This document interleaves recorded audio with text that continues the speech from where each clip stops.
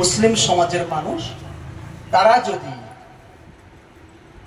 চান আপনার জাতির ইতিহাস জেনে যে আমাদের উচিত এই সমাজে ফিরে যাওয়া, তবে আপনি আসতে পারেন।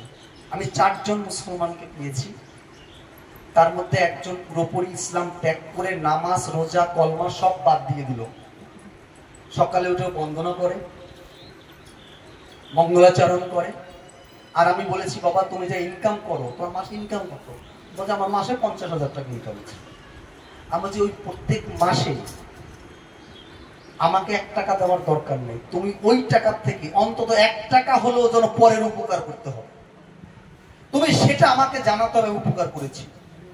এই হচ্ছে মতলব বিধান, আর কিছু তোমার করতে হবে না। খাওয়া দাওয়া আমি সবকিছু খেতে পারবো, হ্যাঁ পারবে।